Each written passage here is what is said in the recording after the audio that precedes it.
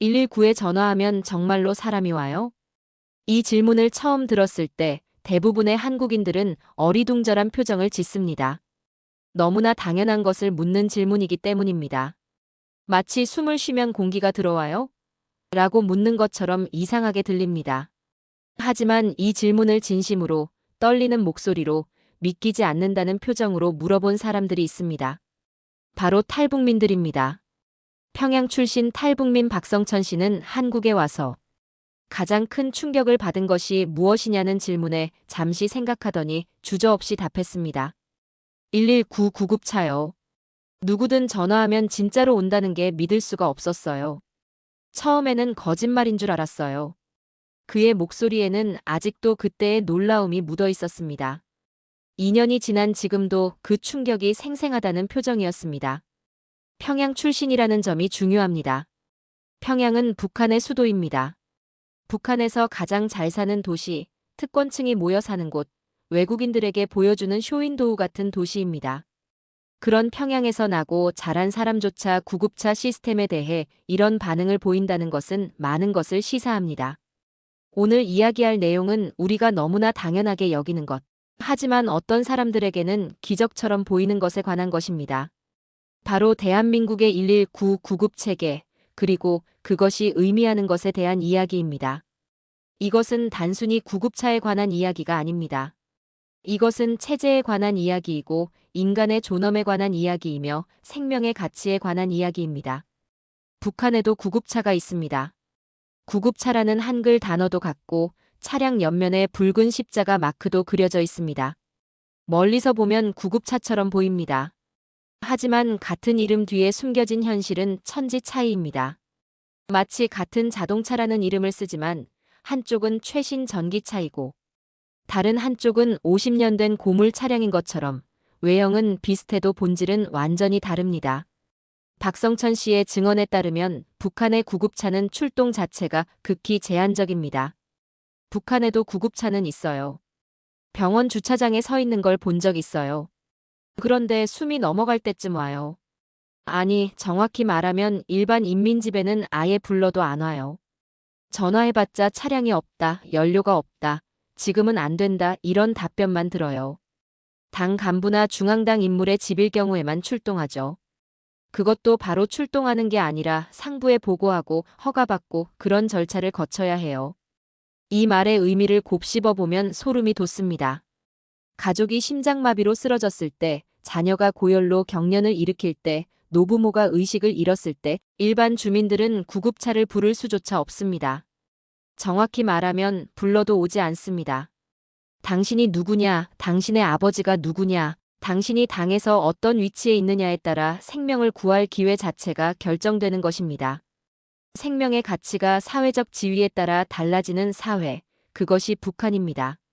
북한의 구급차 내부는 더욱 충격적입니다.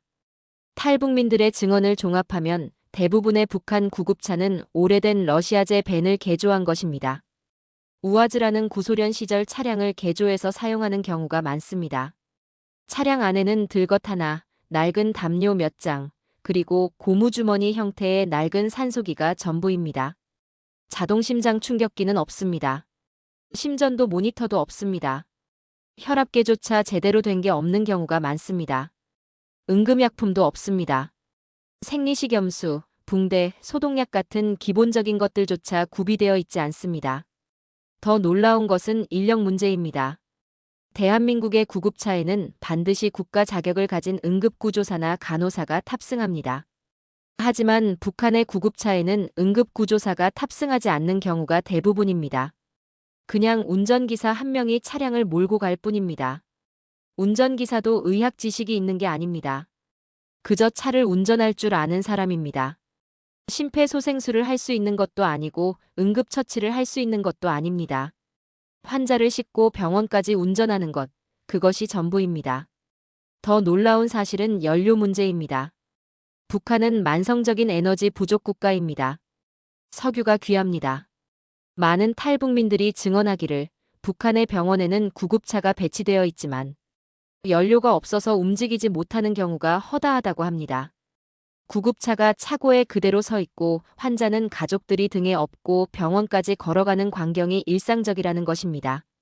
어떤 경우에는 가족들이 돈을 모아서 연료를 구해다 주면 그제서야 구급차가 움직이기도 한다고 합니다.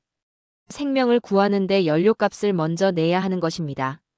박성천 씨는 이런 일화도 들려줬습니다. 제가 아는 사람 중에 아버지가 심장마비로 쓰러진 적이 있어요. 급히 병원에 전화했는데 구급차가 없다는 거예요. 결국 옆집 사람들과 함께 아버지를 문짝에 눕혀서 네 사람이 들고 병원까지 뛰어갔어요. 2km를 그렇게 갔어요. 도착했을 때는 이미 돌아가신 후였어요. 만약 구급차가 있었다면, 만약 응급처치를 받았다면 살 수 있었을지도 몰라요. 하지만 북한에서는 그게 불가능해요. 그렇다면 북한의 구급차는 언제 사용되는 것일까요? 탈북민들의 증언을 종합하면 북한의 구급차는 응급환자 구조용이 아닙니다. 주된 용도는 크게 세 가지입니다. 첫째, 당 간부나 고위층의 이송용입니다. 이들에게는 구급차가 출동합니다. 연료도 있고 의료진도 동승합니다. 하지만 이것은 극소수의 특권층에게만 해당되는 이야기입니다. 둘째, 시체 수송용입니다. 병원에서 사망한 환자의 시신을 집으로 옮기거나 영안실로 옮기는 용도로 사용됩니다. 산 사람보다 죽은 사람을 더 많이 싣는다는 아이러니한 상황입니다. 셋째, 행정적 체면 유지용입니다. 특히 공개 처형 현장에서 구급차가 자주 목격됩니다. 하지만 이 차량은 총살당한 죄인의 시신을 수거하거나 충격으로 쓰러진 주민을 현장에서 치우는 용도로 사용됩니다. 응급처치는 이루어지지 않습니다. 그저 사람을 싣고 옮기기만 할 뿐입니다. 외국인이나 감시하는 상급자가 있을 때 우리도 구급차가 있다는 것을 보여주기 위한 쇼인 경우도 많습니다. 박성천 씨는 이렇게 표현했습니다. 북한에서 구급차는 살리는 차가 아니에요. 치우는 차예요. 생명을 구하는 도구가 아니라 현장을 정리하는 행정적 수단이에요. 이게 북한 구급차의 실체예요. 박성천 씨는 한국에 입국한 후 안까라는 보호시설에 머물며 조사를 받았습니다. 탈북 경로와 배경, 신원 확인, 북한에서의 생활, 가족관계 등을 확인하기 위한 조사는 매일 반복되었습니다. 같은 질문이 조금씩 다른 방식으로 계속해서 이어졌습니다. 이 과정은 지치고 답답한 시간이었습니다. 자유를 찾아 목숨 걸고 탈북했는데 한국에 와서도 여전히 격리되어 조사받는다는 현실이 때로는 힘들었습니다. 조사관들은 이런 스트레스를 받는 탈북민들을 위해 한 달에 한 번 정도 외출 기회를 주었습니다. 관광이 목적은 아니었습니다. 그저 잠시나마 바깥 공기를 쐬며 긴장을 풀라는 배려였습니다. 담당 조사관이나 보호 담당자가 동행하여 짧은 시간 동안 밖으로 나갈 수 있었습니다. 그때 박성천 씨가 본 대한민국은 충격의 연속이었습니다. 처음 밖에 나갔을 때 너무 놀랐어요. 거리를 걷는데 모든 게 다 감동이었어요. 진짜 눈물이 나올 뻔했어요. 특히 산사태 방지용 그물망을 보고 깜짝 놀랐죠. 산비탈에 저렇게 그물을 쳐놓은 거예요. 저게 뭐냐고 물었더니 비가 많이 오거나 산사태가 날 때 돌이나 흙이 떨어지지 않게 국가가 설치해 놓은 거라고 하더라고요. 국가가 산에다 저런 걸 다 설치해요? 이건 정말 다른 나라에선 보기 힘든 수준이에요. 산비탈에 설치된 낙석 방지망, 도로변의 가드레일, 중앙분리대, 신호등, 횡단보도의 점자블록, 지하철역의 스크린도어, 건물의 비상구 표시. 한국인들에게는 너무나 평범한 이 모든 것들이 그에게는 경이로운 광경이었습니다. 국가가 국민의 안전을 위해 이토록 세밀하게 신경 쓴다는 사실이 믿기지 않았던 것입니다. 북한에서는 상상도 못할 일이에요. 북한에서는 산사태가 나면 그냥 사람들이 죽는 거예요. 국가가 예방 조치를 취하는 게 아니라 사고가 나고 나서 조심했어야지라고 말하는 거죠. 도로에 가드레일이 없어서 차들이 계곡으로 떨어지기도 해요. 하지만 가드레일을 설치하지 않아요. 돈도 없고 자재도 없고 무엇보다 인민의 안전에 그렇게 신경 쓰지 않아요. 하지만 무엇보다 그를 감동시킨 것은 119 시스템이었습니다. 처음 119에 대해 들은 것은 안과 조사관을 통해서였습니다. 조사받다가 제가 갑자기 쓰러지면 어떻게 되느냐고 물어봤어요. 그냥 호기심에서요. 그랬더니 조사관이 즉시 119에 전화한다고 하더라고요. 119가 뭐냐고 물었더니 응급구조 전화번호라고 하더군요. 전화하면 구급차가 온다고요. 박성천 씨는 그 말을 믿지 않았습니다. 처음엔 농담인 줄 알았어요. 전화 한 통으로 구급차가 온다고요? 그것도 누구든지요? 말도 안 되는 소리라고 생각했어요. 북한에서는 당 간부도 구급차 부르기 힘든데 여기서는 조사받는 탈북민에게도 구급차가 온다고요? 거짓말이라고 생각했어요. 하지만 얼마 후 그는 직접 목격했습니다. 외출 중에 거리에서 한 노인이 쓰러지는 것을 봤습니다. 할아버지 한 분이 길을 걷다가 갑자기 쓰러지셨어요. 주변 사람들이 즉시 119에 전화했어요. 저는 그 광경을 그냥 지켜봤어요. 정말 올까 싶어서요. 그런데 진짜로 왔어요. 5분도 안 돼서 구급차가 도착했어요. 사이렌을 울리면서요. 그리고 제복 입은 사람들이 뛰어내려서 할아버지를 살폈어요. 뭔가 기계를 가져오고 산소 마스크를 씌우고 들것에 조심스럽게 옮기더라고요. 그 모습을 보면서 울컥했어요. 이게 정말 가능한 일이구나 하는 생각이 들었어요. 그날 밤 박성천 씨는 잠을 이루지 못했습니다. 계속 생각이 났어요. 북한에서 제 친구 아버지가 쓰러졌을 때 우리가 어떻게 했는지. 문짝에 눕혀서 4명이 들고 병원까지 뛰어갔던 거. 그런데 한국에서는 전화 한 통이면 전문가들이 장비를 들고 5분 만에 오는 거예요. 이게 같은 지구에 있는 일인가 싶었어요. 그 후로 박성천 씨는 119 시스템에 대해 더 알아보기 시작했습니다. 조사관에게 물어보고 나중에는 인터넷으로도 찾아봤습니다. 알면 알수록 놀라웠습니다. 한국에 와서 가장 큰 감동을 받은 게 119예요. 누구든 전화하면 정말로 와요. 간부가 아니어도 돈이 없어도 평범한 사람이어도 심지어 탈북민이어도 똑같이 와요. 이게 가장 큰 충격이었어요. 생명의 가치가 평등하다는 걸 처음 느꼈어요. 그렇다면 우리가 당연하게 여기는 2119 시스템은 정확히 어떤 것일까요? 그 실체를 들여다보면 왜 이것이 탈북민들에게 기적처럼 보이는지 이해할 수 있습니다. 첫 번째, 전국 단일 시스템입니다. 대한민국의 119는 소방청 산하의 중앙통합응급구조 시스템으로 운영됩니다. 전국 어디서나 119를 누르면 가장 가까운 소방서의 상황실로 연결됩니다. 서울 강남의 고급 아파트든 제주도 해안가 작은 마을이든 강원도 산골 오지. 마을이든 119를 누르는 순간 같은 시스템에 연결됩니다. 지역 차별이 없습니다. 소득 수준과도 무관합니다. 주민등록 여부와도 상관없습니다. 심지어 외국인도 불법 체류자도 119를 부르면 구급차가 옵니다. 두 번째, 놀라운 속도입니다. 대한민국의 119 구급 시스템은 골든타임 4분을 목표로 합니다. 심정지 환자의 경우 심장이 멈춘 후 4분 이내에 응급처치가 시작되어야 생존율이 급격히 높아지기 때문입니다. 4분이 지나면 뇌손상이 시작되고 10분이 지나면 회복이 거의 불가능해집니다. 그래서 119는 4분 이내 도착을 목표로 합니다. 실제로 전국 평균 도착 시간은 약 7분 이내입니다. 물론 지역에 따라 차이가 있습니다. 도심에서는 5분 이내에 도착하는 경우가 많고 산간 오지는 10분 이상 걸릴 수도 있습니다. 하지만 평균 7분. 라면 물을 끓이는 시간, 엘리베이터를 타고 1층에서 30층까지 올라가는 시간, 그 짧은 시간에 구급차가 도착합니다. 세 번째, 세계 최고 수준의 장비입니다.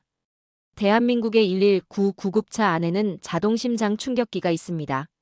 심정지 환자에게 즉시 전기 충격을 가해 심장을 다시 뛰게 할 수 있는 장비입니다. 산소 호흡기가 있습니다. 호흡이 곤란한 환자에게 즉시 산소를 공급할 수 있습니다. 심전도 모니터가 있습니다. 환자의 심장 상태를 실시간으로 확인할 수 있습니다. 기도를 확보하는 장비가 있습니다. 의식을 잃은 환자의 기도가 막혔을 때 즉시 열어줄 수 있습니다. 흡인기가 있습니다.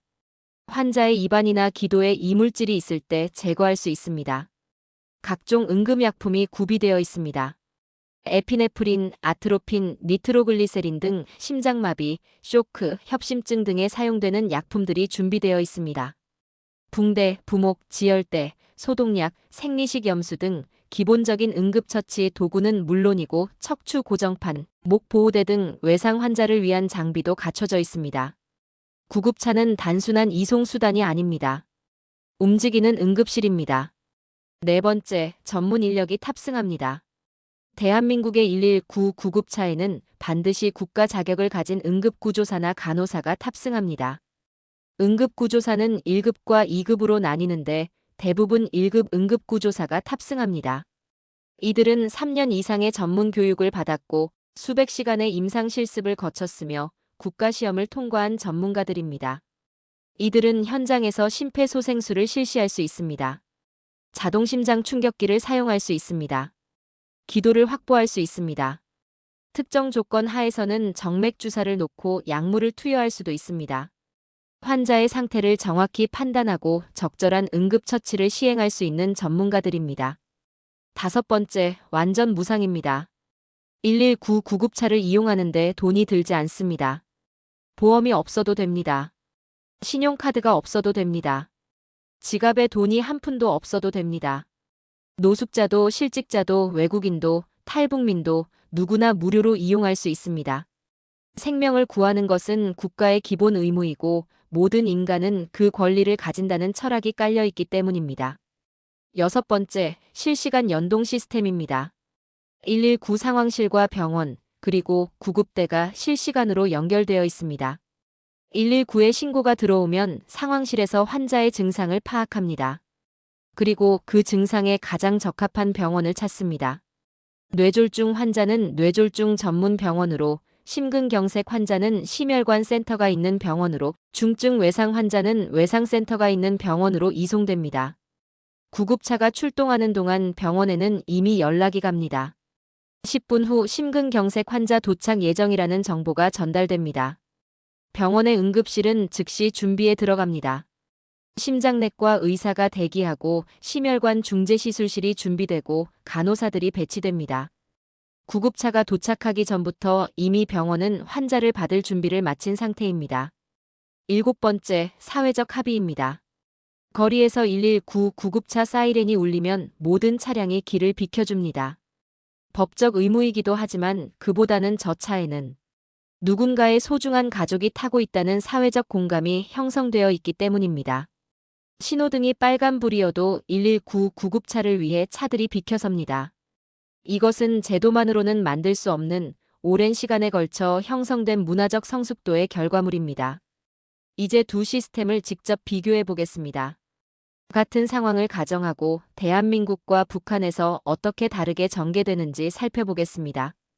대한민국 서울의 어느 지하철역 출근 시간입니다. 지하철에서 내린 한 40대 남성이 계단을 오르다가 갑자기 가슴을 움켜쥐고 쓰러집니다. 급성 심근경색입니다.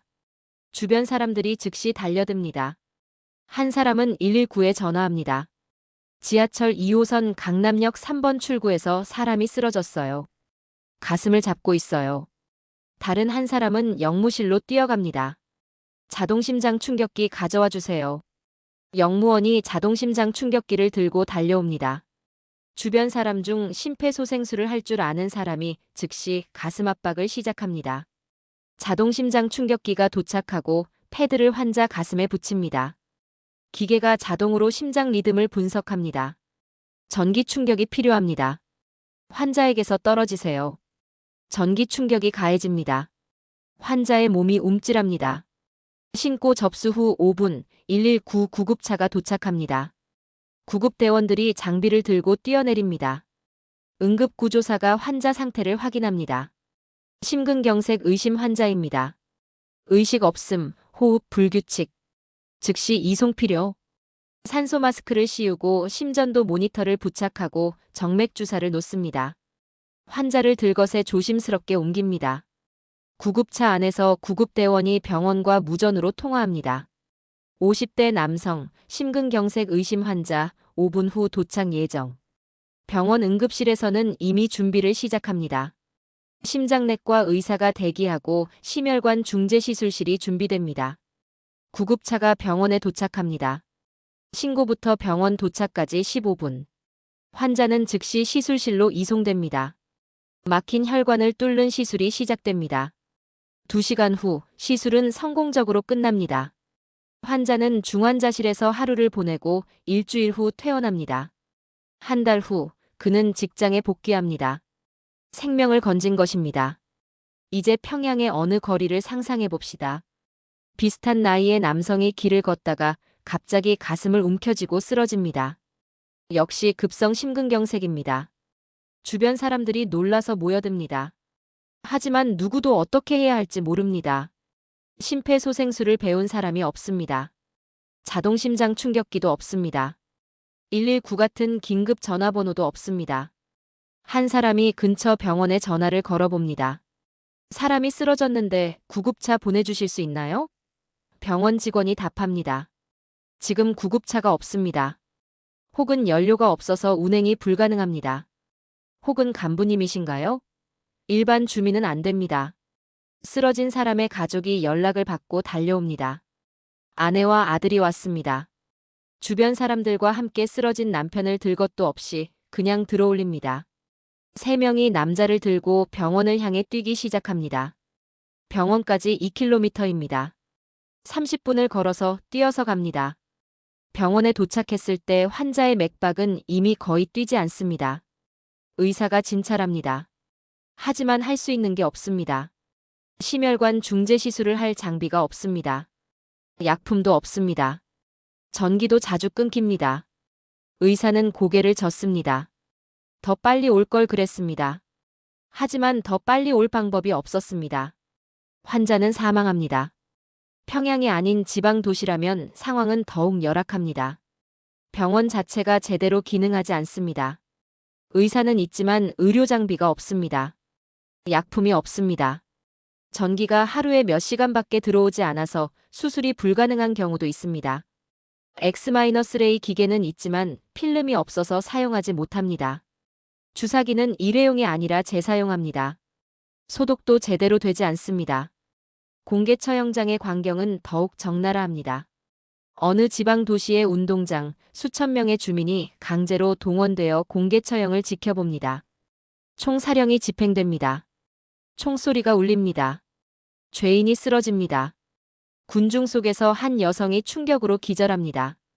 아이를 업고 있던 어머니였습니다. 경비원이 소리칩니다. 저리 치워. 방해하지 말라고. 사람들이 그 여성을 질질 끌어냅니다. 아이는 울고 있습니다. 한참 후 차량이 도착합니다.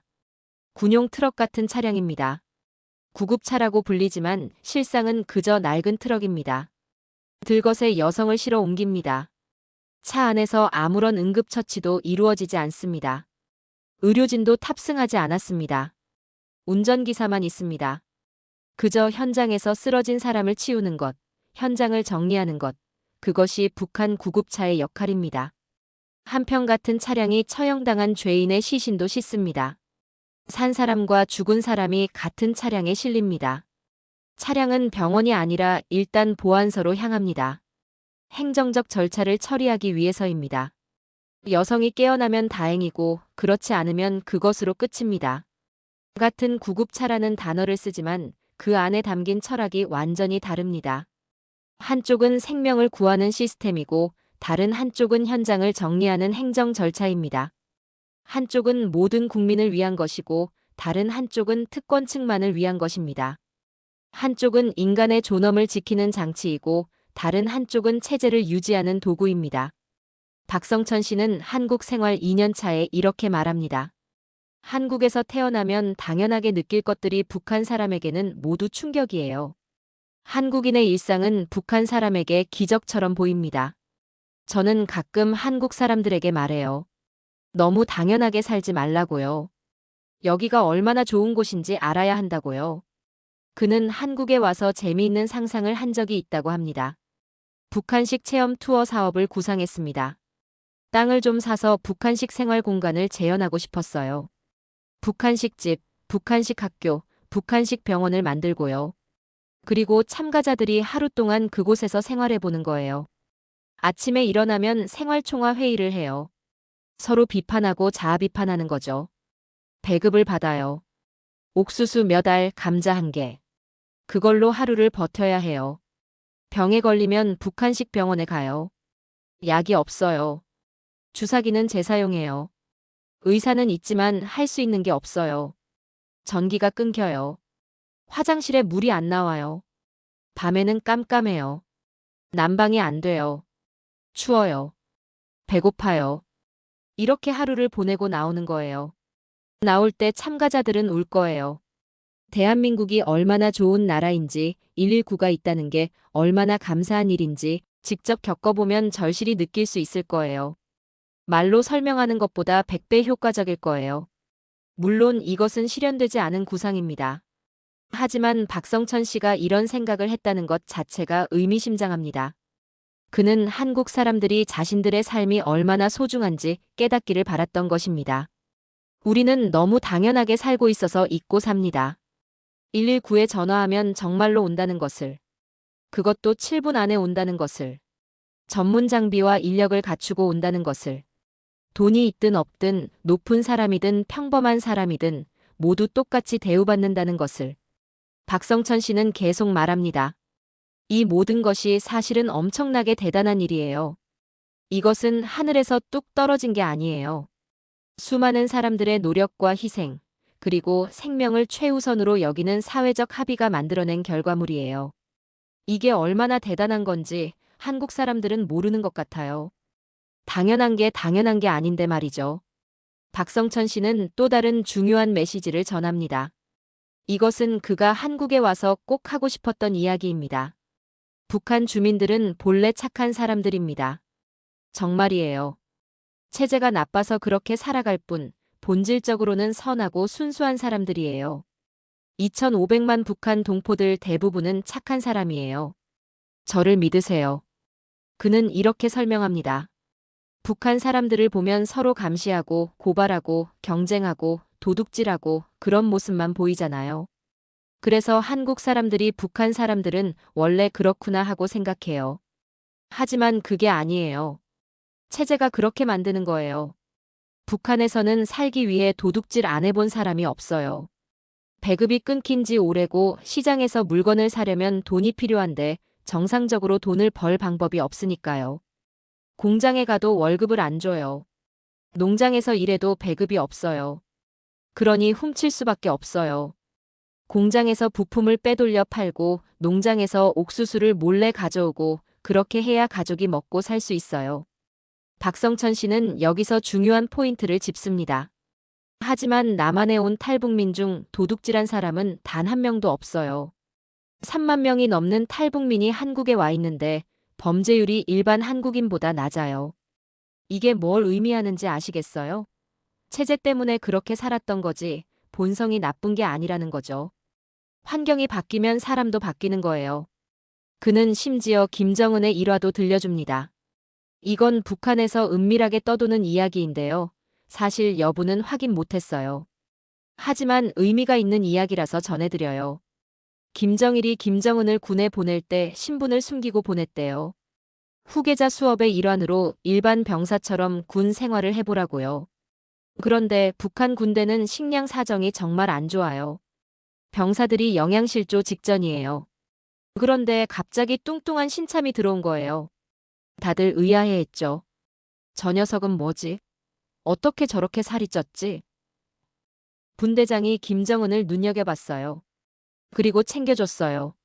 신참이 적응하는 걸 도와줬죠. 그런데 사관장, 그러니까 중대장급 간부가 김정은에게 부당하게 도둑질을 시켰대요. 너 부엌에 가서 식량 좀 가져와 이런 식으로요. 김정은은 어쩔 수 없이 했대요. 나중에 김정은이 자신이 후계자라는 걸 밝혔어요. 그리고 자기를 챙겨준 분대장을 불러서 상을 줬대요. 그 분대장이 훗날 출세해서 현송월의 남편이 되었다는 소문이 있어요. 반면 김정은에게 도둑질을 시킨 사관장은 이후에 자살했다고 해요. 박성천 씨는 팩트 체크는 못했다고 명확히 밝히면서도 이 일화가 보여주는 것은 명확하다고 말합니다. 김정은조차도 도둑질을 해봤다는 거죠. 후계자도 최고 권력자의 아들도 군대에서는 도둑질을 할 수밖에 없는 환경이었다는 거예요. 그만큼 북한 사회에서는 살아남기 위해 도둑질이 불가피한 구조라는 겁니다. 박성천 씨는 이렇게 정리합니다. 북한을 신뢰하면 안 됩니다.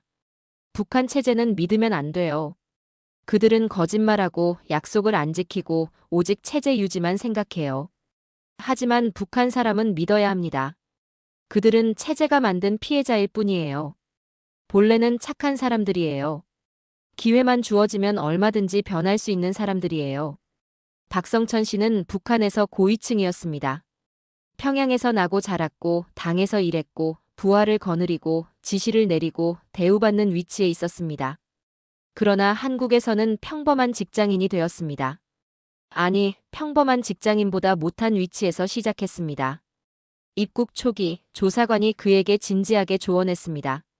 모든 걸 내려놔야 살아요. 북한에서 뭐였든 여기서는 아무것도 아니에요. 옛 마인드를 버리지 않으면 한국에서 살기 어렵습니다. 이게 가장 중요해요. 이 말은 박성천 씨에게 큰 울림으로 다가왔습니다. 처음엔 받아들이기 힘들었어요. 내가 북한에서 어떤 위치에 있었는데 여기서는 아무것도 아니라고? 자존심이 상했죠. 하지만 시간이 지나면서 그 말이 맞다는 걸 깨달았어요. 실제로 그는 초기에 많은 어려움을 겪었습니다. 한국 돈을 벌어야 하니까 아르바이트를 찾았어요. 식당 설거지 일자리가 있다고 해서 면접을 보러 갔어요. 그런데 면접관이 제 말투를 듣더니 어디서 왔어요? 하고 묻더라고요. 숨길 수도 없고 솔직하게 북한에서 왔습니다 했어요. 그랬더니 표정이 묘해지더라고요. 아, 그래요. 연락드리겠습니다 하더니 연락이 안 왔어요. 이런 일이 한두 번이 아니었다고 합니다. 처음에는 화가 났어요. 내가 뭘 잘못했길래 하는 생각이 들었죠. 하지만 나중에 생각해보니 그 사람들 입장도 이해가 됐어요. 북한 사람에 대한 편견도 있고 걱정도 되고 그럴 수 있죠. 하지만 박성천 씨는 포기하지 않았습니다. 이제는 다 내려놨어요. 자존심도 옛날 지위도 다 내려놨어요. 한국 생활에 완전히 적응했습니다. 아니, 적응하려고 계속 노력하고 있어요. 현재 그는 연구원으로 일하고 있습니다. 탈북민 지원기관에서 일자리를 알선해줬습니다. 주변은 모두 박사나 전문직들이에요. 둘러봐야 나보다 학벌이나 경력이 화려한 사람들 뿐이에요. 처음엔 위축됐죠.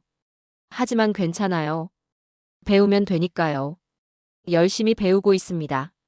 모르는 건 물어보고 실수하면 고치고 그렇게 하루하루 성장하고 있어요. 박성천 씨는 교회를 다닙니다. 주말에도 일합니다. 돈도 모아야 하고 신앙도 유지해야죠. 교회에서 만난 분들이 정말 좋아요. 저를 북한 사람이라고 이상하게 보지 않아요. 그냥 한 형제로 한 가족으로 대해줘요.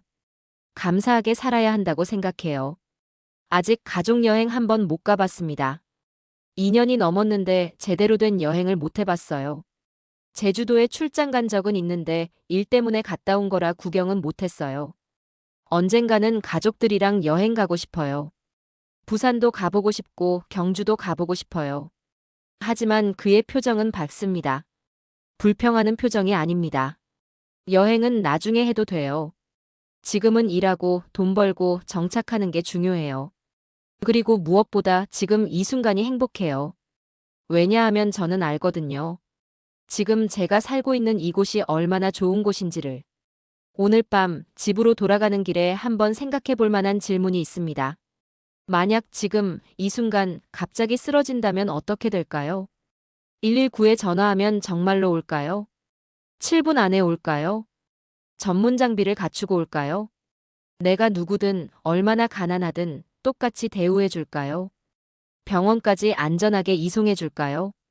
최선을 다해 살려줄까요? 대한민국에서는 그렇습니다. 당연히 그렇습니다. 의심의 여지 없이 그렇습니다. 하지만 이 당연함이 전 세계 어디서나 당연한 것은 아닙니다. 이 당연함은 우연히 주어진 것이 아닙니다. 이것은 수많은 사람들의 노력과 희생, 그리고 인간의 생명은 무엇보다 소중하다는 사회적 합의가 오랜 시간에 걸쳐 만들어낸 결과물입니다. 북한에서는 구급차가 치우는 차이지만 대한민국에서는 구급차가 살리는 차이입니다.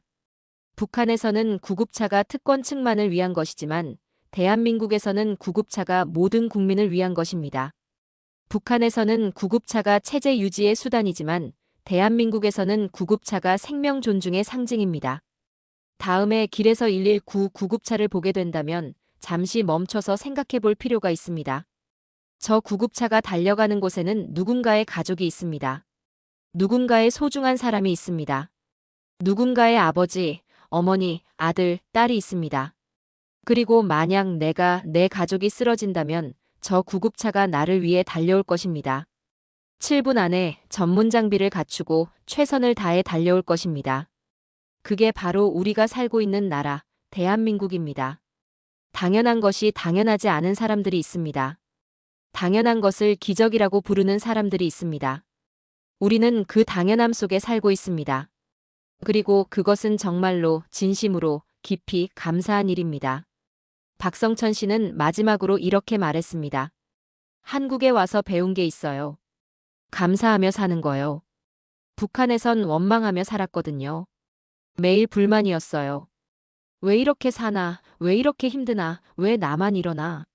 하지만 이제는 매일 아침 눈을 뜨면 감사합니다. 오늘도 119가 있는 나라에서 산다는 것에 감사합니다. 오늘도 안전하게 살 수 있다는 것에 감사합니다.